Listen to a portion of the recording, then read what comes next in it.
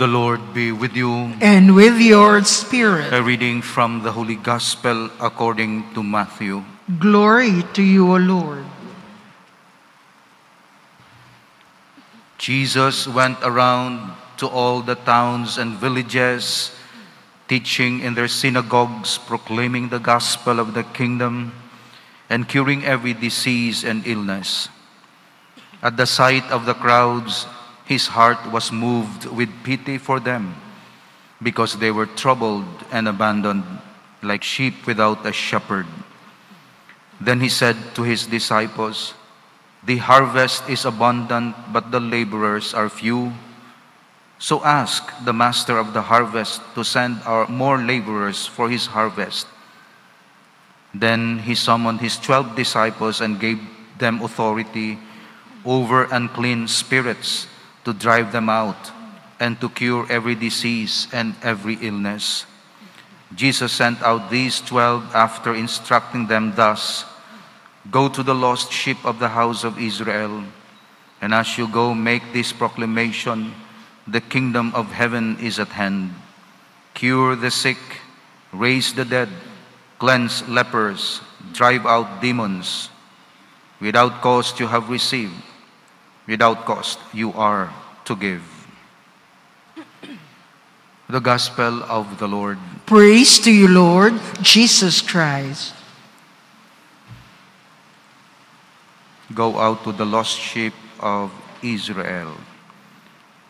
When we apply this gospel message to our life and in our time, it may mean preferential love for the poor, the last, the lost, the least among us. Least economically, financially, because we have the gradation of economic status. The poor and the poorest of the poor.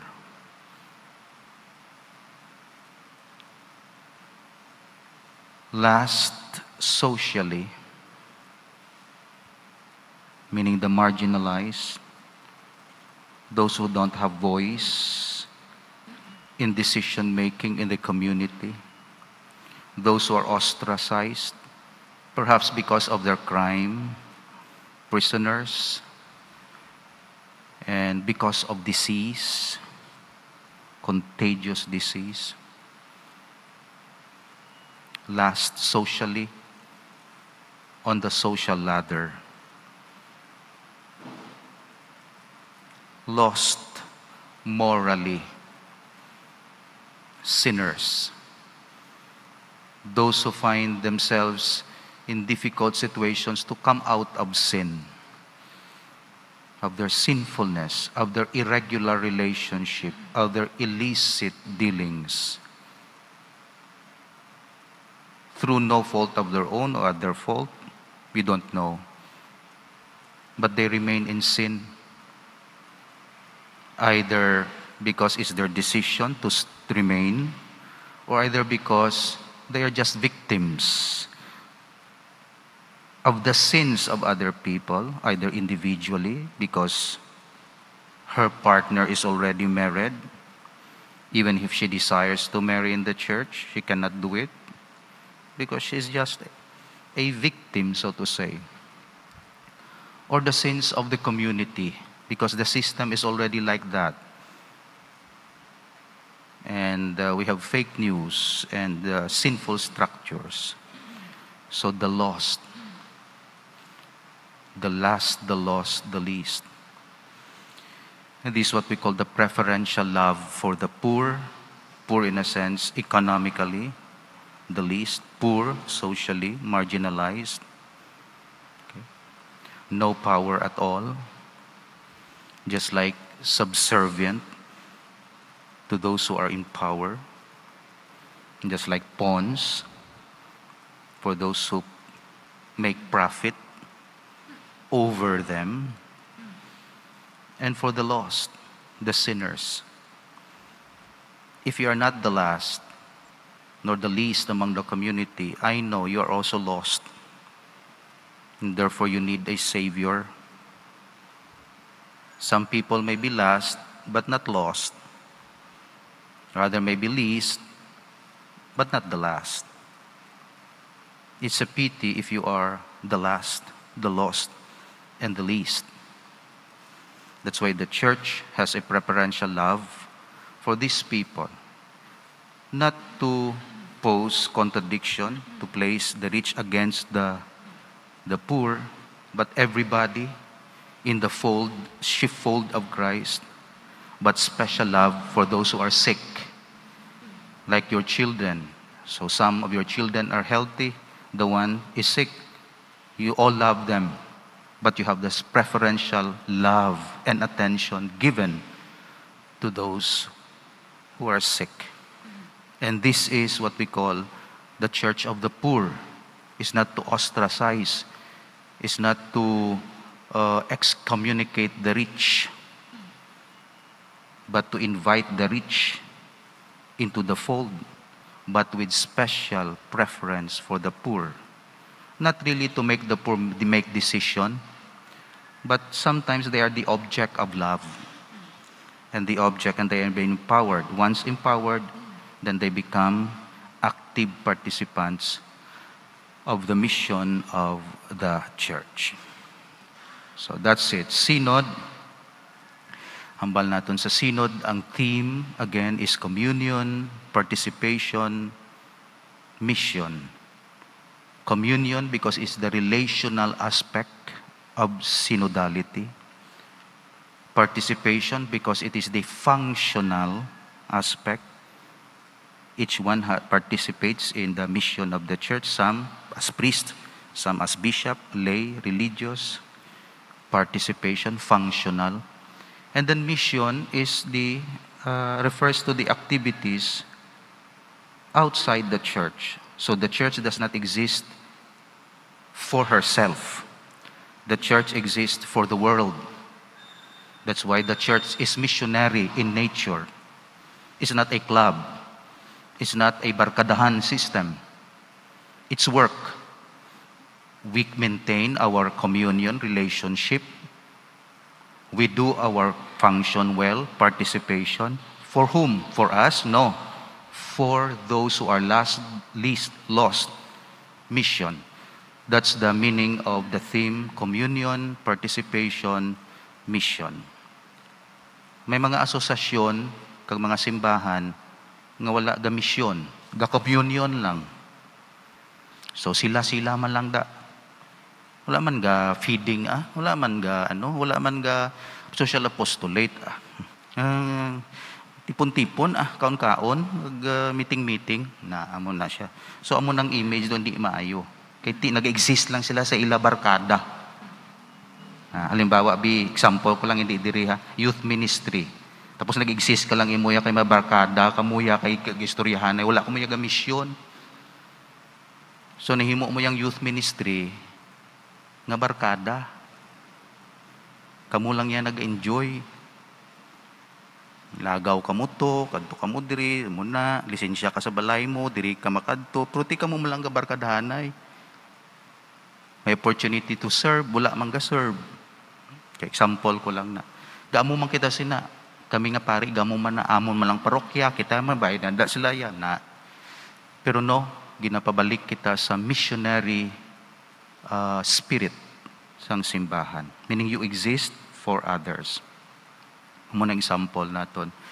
Tapos ang bal naton ng synod, amuning approach sang simbahan, which is a critique on democratism and monarchy approach to governance of the church. Ang democratism, very dangerous kung na mo nang mag-rule sa simbahan naton. Democratism is the rule of people, pero by numbers. Usually not by truth, but by power. And power in numbers. Amo na yung danger sa democratism. Kaya kung sino lang may number, bisan hindi truthful, kaya sa butuhay, daog sila sa number, pero balaan nila butig, madaog, and that is democratism. Delikado na ako na-apply sa simbahan. Napabutuhan mo ang mga doctrine Delikado gina. That's why hindi na pwede sa simbahan ng democratism. Kaya may mga bagay nga wala mo ginabutuhan sa simbahan. 7 sacraments, wala mo nabutuhan because these sacraments were established by Christ Himself. So wala mo na yung napabutuhan nga. Tibutuhan tabing kasal, lalaki, babae, lalaki, damo, babae. Hindi. Balik ka sa Bible. Wala mo na ginabutuhan. Gina-implementar mo na. Kaya may mga bagay nga gin-fixed ang Diyos for our salvation. Pero may mga bagay nga gina-entrust sa aton nga kita mag-decide. So, therefore, sa simbahan, hindi absolute democratism. Kaya kung pabutuhan ta lang ng divorce, pabutuhan ta abortion, daog gini. Pero it's not true. That does correspond to the will of God. That's why democratism is not applicable sa church. Absolutely. Kaya hindi siya pwede. Another extreme, hambal naton, is monarchy. Ang monarchy, one-man rule, pope lang ga-decide. Ang monarchy, king, may king. So maayo lang kung ang king mo, mabuot, kag just. Ti palakpak ka, kay nami monarchy mo. Sagudon ka sang king mo, tagaan ka sang bulong, ilibrehon ng mga prisoner, ang mga justice system, eksakto. Pero kung ang king mo, dictator, kaluluoy ka gid. Gin monarchy mo siya, pero bad king. You remember the story, the Old Testament? David is a good king. Pero other kings, pila kabilog dira, bad kings. Monarchy man to, pero depende ang monarchy sa batasan sang king. That's why, ang monarchy lang gid si Christ the king. Kay mabuot siya nga king. Very dangerous ang king, human king. Kay may tendency kung kaisa ng mga diktador. So hindi man pwede, bisan ng pope, bisan ng bishop, bisan ng parish priest, hindi ka apply sang monarchy approach. So ano karon ang approach sang simbahan, nga sa nature sang simbahan? Synodality. Ang synodality, balanse. Ginapamatian ng tao sa area kag sa agenda nga para sa ila. Kag ginapamatian man ang hierarchy sa area kag sa agenda nga entrusted sa ila. So, 3 gali pamatian naton sina. The hierarchy, meaning pope and bishops. The theologians, meaning experts. And then the people, meaning the experienced. Na, kung magpungko ang 3 nga ni, kag maginistoryahanay, parte sa kakatabo sa simbahan, kita mo gid ang will sa Holy Spirit. Pero kung experience lang ya, tawo lang ya, nga hindi mag-guidance ang magisterium, din sila makadto. Kaya wag ganis sila kabalo kuno ng doktrina. Karon magdesisyon na sila karon nga kun ano da. Oh.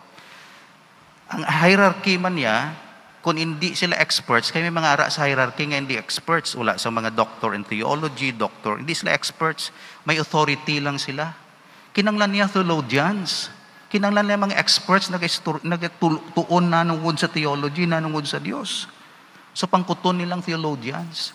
Pero ang theologians cannot decide because they don't have the power to decide. The bishop, the pope, the hierarchy has the power to decide, even if they're not canon lawyers, if they're not theologians, because the power was given to them to lead the church. Pamatian mo na, karon kung ang tao mag-decide karon. Diin pakatuon sang tao na kay democratism ka. Ano niyang sa pope kag sa bishop? Kay democratism ka tuya, pabutuhan mo tuya kung sino gusto mo nga parish priest. No. May mga bagay nga iya sang bishops and pope. Pero hindi man sila mag-decide nga sila lang nga over-controlling. Karon kung sila na naman na karon, paano karon to ang mga laiko, ang mga anuda? Oh.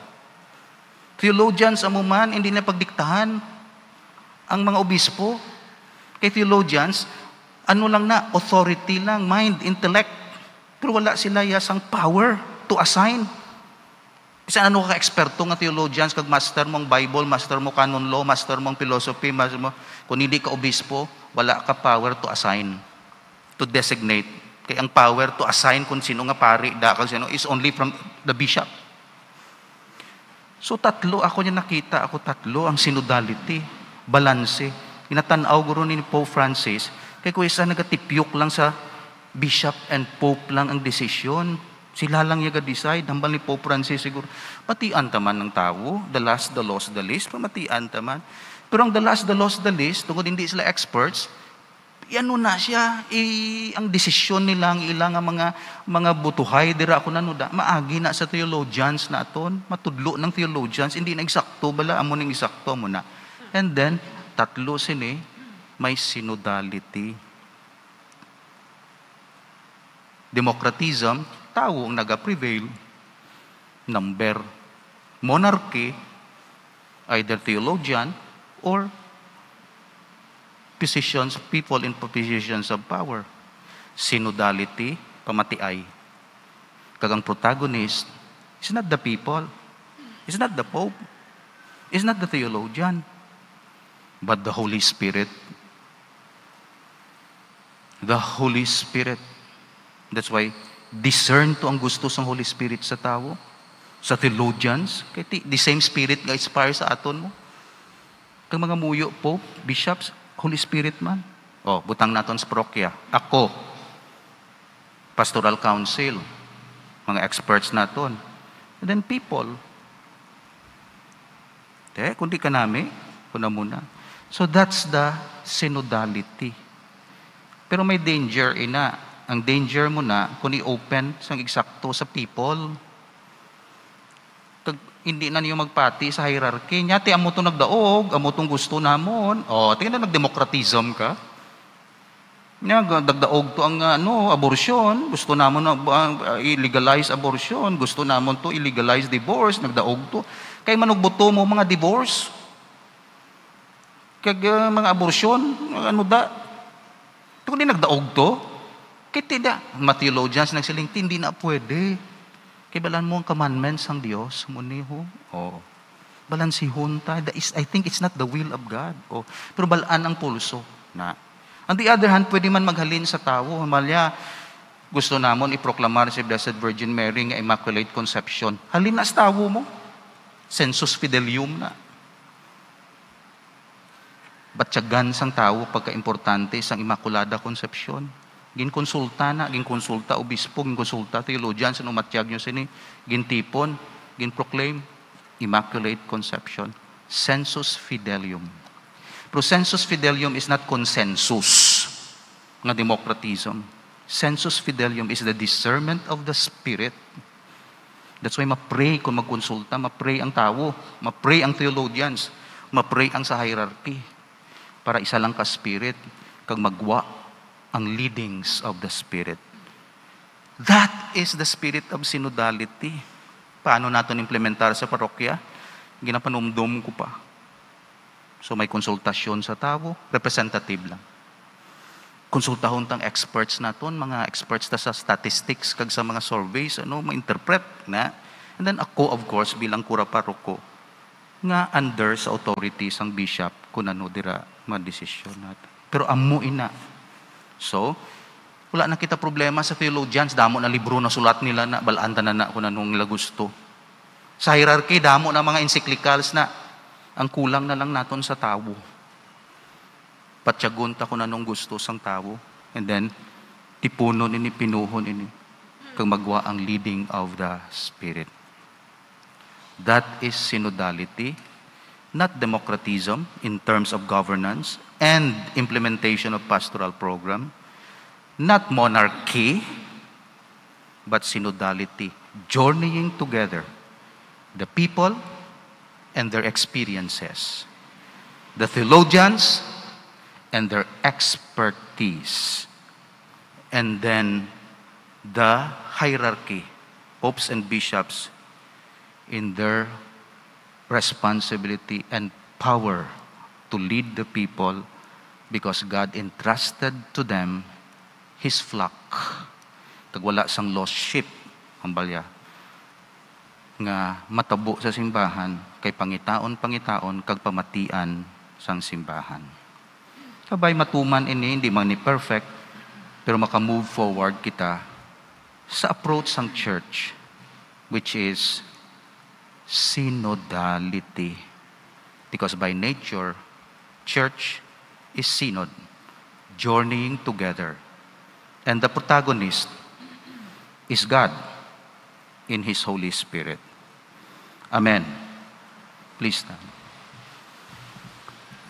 Brothers and sisters, to replace our prayers of the faithful, we have our prayers to Saint Joseph, and we ask for his intercession.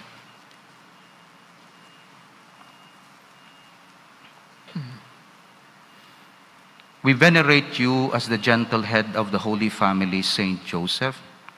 Your family life at Nazareth was all radiant with the light of divine charity. There was an intimate union of heart and mind among the members of your Holy Family. There could not have been a closer bond than that uniting you to Jesus, your foster son, and to Mary, your most loving wife. Saint Joseph, we thank you for your privilege of living in the Holy Family and being its head. Obtain God's blessing upon our own family. Make our home the kingdom of Jesus and Mary, a kingdom of peace, of joy, and love.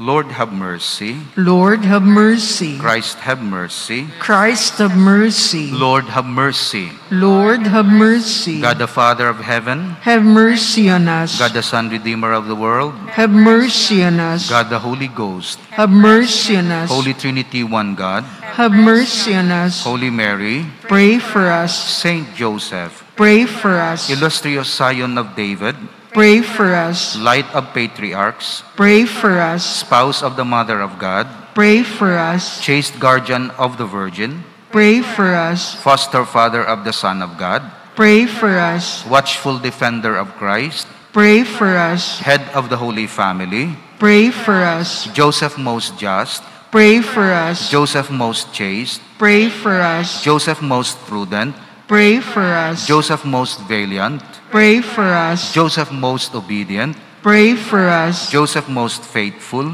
Pray for us. mirror of patience, Pray for us. lover of poverty, Pray for us. model of workmen, Pray for us. glory of home life, Pray for us. guardian of virgins, Pray for us. pillar of families, Pray for us. solace of the afflicted, Pray for us. hope of the sick, Pray for us. patron of the dying, Pray for us. terror of demons, Pray for us. protector of the Holy Church. Pray for us. Lamb of God, you take away the sins of the world. Spare us, O Lord. Lamb of God, you take away the sins of the world. Graciously hear us, O Lord. Lamb of God, you take away the sins of the world. Have mercy on us. Hail, guardian of the Redeemer, spouse of the Blessed Virgin Mary. To you God entrusted His only Son. In you Mary placed her trust. With you Christ became man. O blessed Joseph, to us too, show yourself a father and guide us in the path of life. Obtain for us grace, mercy, and courage, and defend us from every evil. Through Christ our Lord. Amen.